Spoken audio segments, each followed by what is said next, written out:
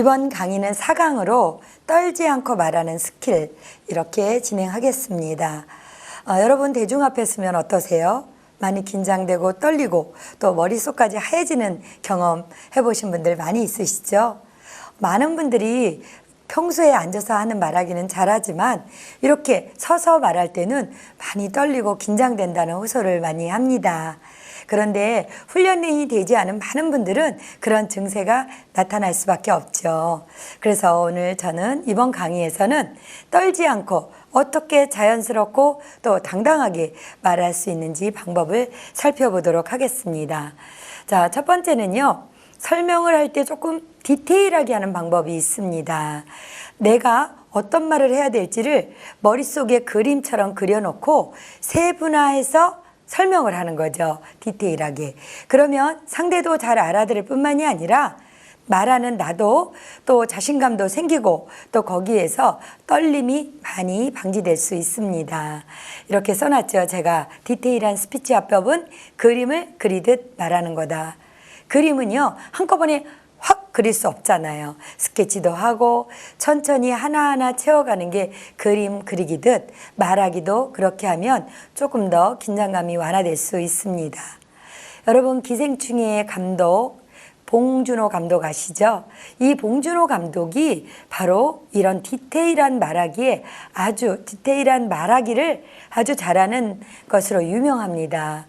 그 봉 감독님은 주변 사람들에게 정말 디테일한 말하기를 해서 한 번 더 질문을 하거나 말을 잘 못 알아듣게 하는 경험이 거의 없다는 그런 이야기를 들었는데요. 이렇듯 디테일하게 하는 말하기는 본인도 편안해지고 상대방도 잘 들을 수 있는 말하기라고 할 수 있습니다.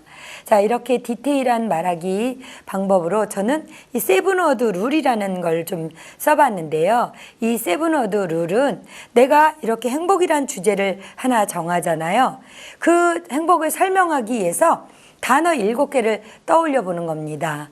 내가 설레었던 그 순간이 언제인가, 내 추억을 한번 떠올려 보고 또 기차를 탔을 때 그 느낌, 그리고 잔잔한 강물을 느끼면서 느꼈던 편안함, 파란 하늘을 보고 마음이 뻥 뚫렸던 경험, 또 커피향을 느끼면서 행복했던 순간들, 그리고 누군가의 만남에서도 또 뿌듯하고 행복했던 순간을 떠올리면요. 이 행복을 설명하는 좋은 단어들이 될 수 있습니다. 그래서 주제 하나를 7개 단어로 나열해 놓기도 하고 때에 따라서는 7개의 단어로 한 주제를 설명하는 것. 이것이 디테일한 설명도 되고 세븐워드 룰이라는 기법으로 적용될 수 있습니다. 자, 다음은요. 또 떨지 않고 말하기 위해서는요. 전달을 확실하게 하는 강조법이 있습니다. 똑같은 말이지만 어디를 강조하느냐에 따라서 전달력이 달라지는데요.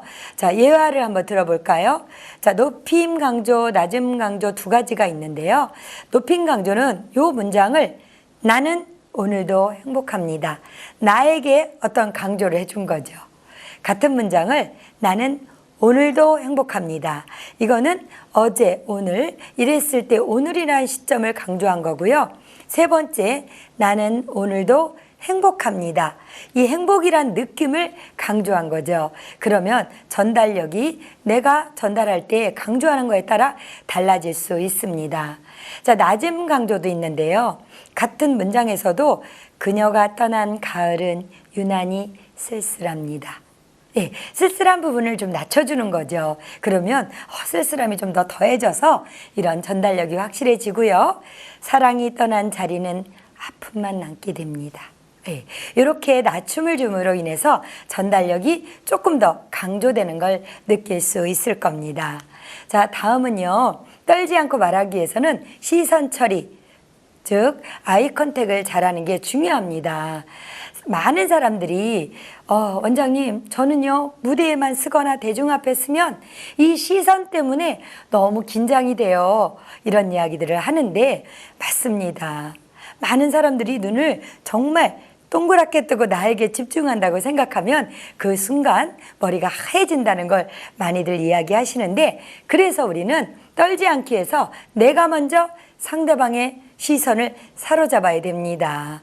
내가 자꾸 피해 다니면 이게 더 어렵기 때문에 내가 먼저 시선을 주고, 그래서 시선을 정확하게 내가 리드하면 이게 바로 떨지 않고 말하는 스킬이 될 수 있습니다. 랠프 월도 에머슨이라는 사람이 이런 말을 했습니다. 사람의 눈은 혀만큼 많은 말을 한다.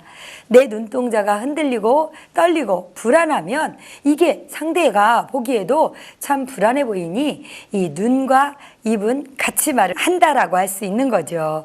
그래서 우리가 이 눈, 시선 처리는 굉장히 중요합니다. 자, 그렇다면 제가 어떻게 하면 시선 처리 잘할 수 있는지 방법을 한번 설명해 보겠습니다.